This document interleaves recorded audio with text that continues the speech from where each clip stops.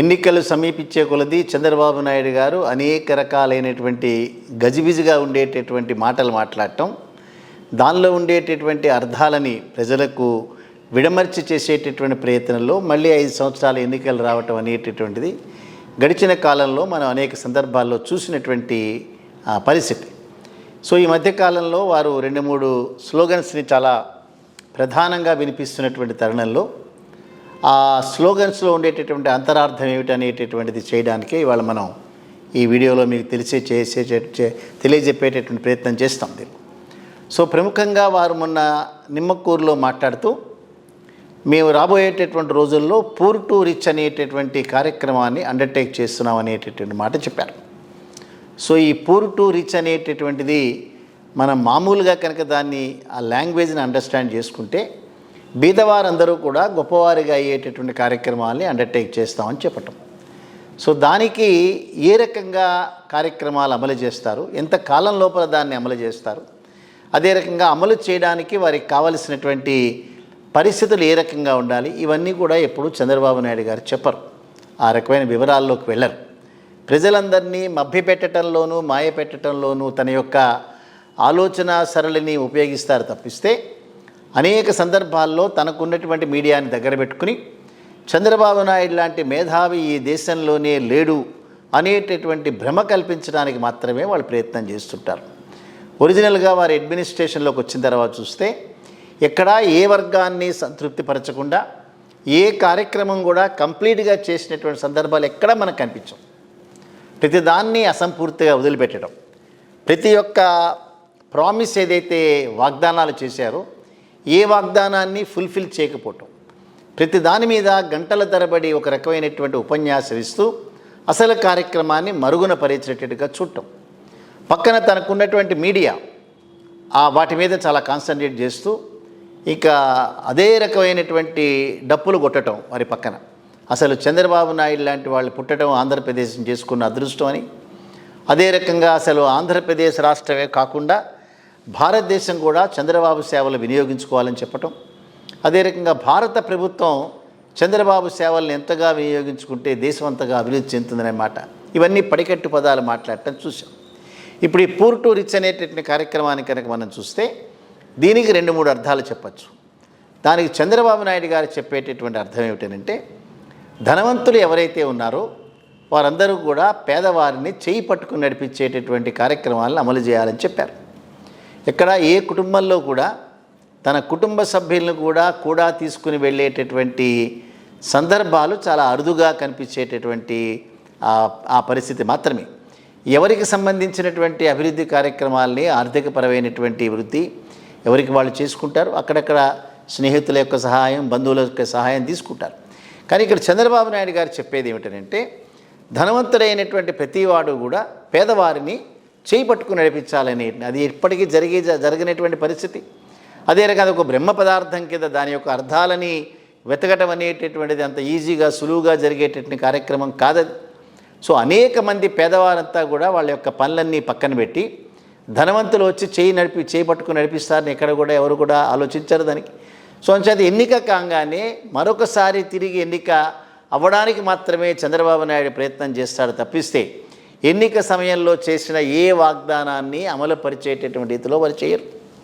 అందుకే ప్రతి సంవత్సరం కూడా దావోస్ అనేటటువంటి ప్లేసెస్లో జరిగేటటువంటి ఈ ఎకనామికల్ సమ్మిట్స్ని క్రమం తప్పకుండా వెళ్తారు. వీళ్ళు అక్కడికి ఉన్నటువంటి పడికట్టి పదాలన్నీ కూడా పట్టుకొచ్చి ఇక్కడ ప్రయోగిస్తారు. అసెంబ్లీల్లో గంటల తరబడి ఉపన్యాసాలు ఇస్తూ పోతుంటారు. సో ఎక్కడా కూడా ఉపన్యాసాలకి, కార్యక్రమాలకి, వాటికి తన యొక్క సమయాన్ని వెచ్చిస్తాడు తప్పిస్తే తను ఏం చేయదలుచుకుంది ఎక్కడా కూడా చెప్పనటువంటి వ్యవహారం.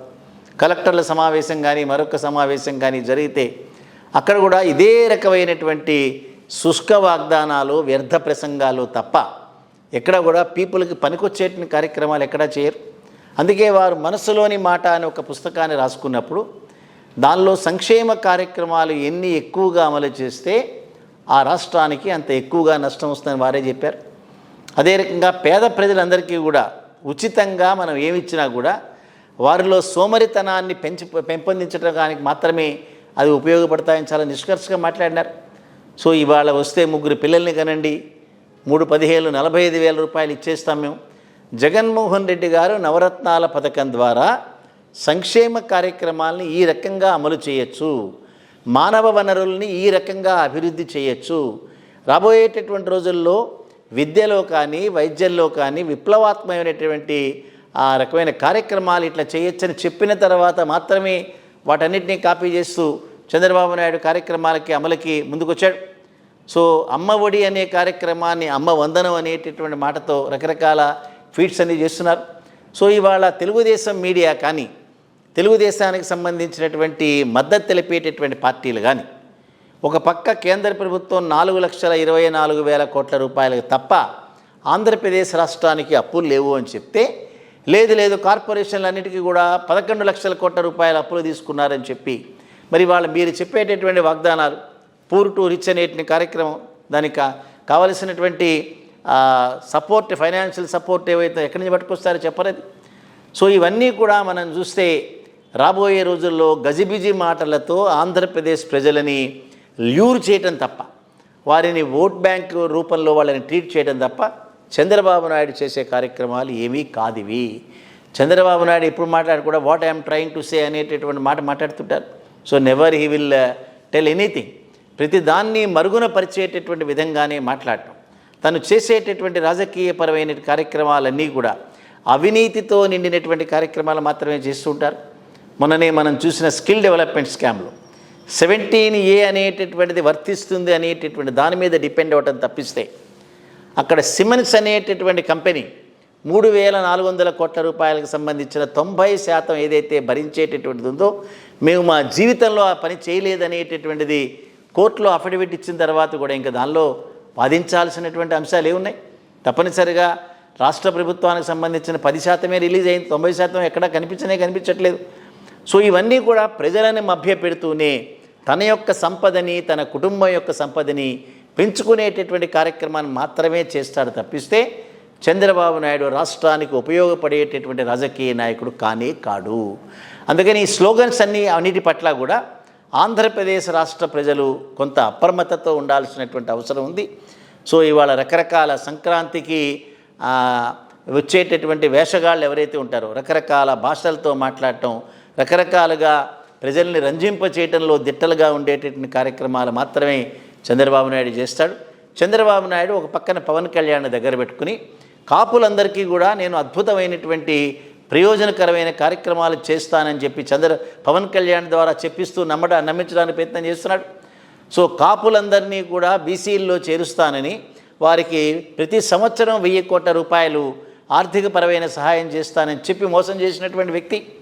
సో ఇవాళ కాపులకి ఏ రకంగా కూడా ఎష్యూరెన్స్ ఇవ్వలేనటువంటి వ్యక్తి చంద్రబాబు నాయుడు. అటువంటి చంద్రబాబు నాయుడికి కాపులని అందరినీ కూడా గంపగుత్తలో ట్రాన్స్ఫర్ చేయడానికి పవన్ కళ్యాణ్ చేసే ప్రయత్నాన్ని కాపులందరూ కూడా గ్రహించాలి. సో అంచేత ఏదైనా సరే చంద్రబాబు నాయుడు ప్రజల్ని మోసం చేయడానికి మాత్రమే రాజకీయపరమైనటువంటి కార్యక్రమాలను ఉపయోగించుకుంటాడు.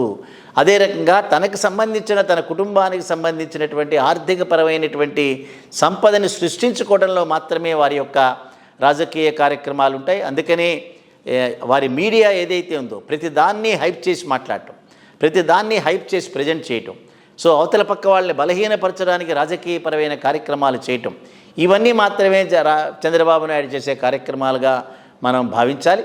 సో అంచేత ఎన్నికల సమయంలో వారు చేసేటటువంటి ఏ వాగ్దానం కూడా అమలు కానిటువంటి వాగ్దానాలు, అమలు చేయనటువంటి వాగ్దానాలు చేయటం మాత్రమే వారి దృష్టంతా కూడా ఏ రకంగా ప్రజల్ని మోసం చేసి వారి యొక్క ఓటుని తస్కరిస్తాను అనేటటువంటి ఆలోచన తప్ప ఇంకోటి ఉండదు. ప్రజలు ఈ విషయంలో చాలా జాగ్రత్తగా ఉండాలని చెప్పి మేమందరం కూడా కోరుతున్నాం.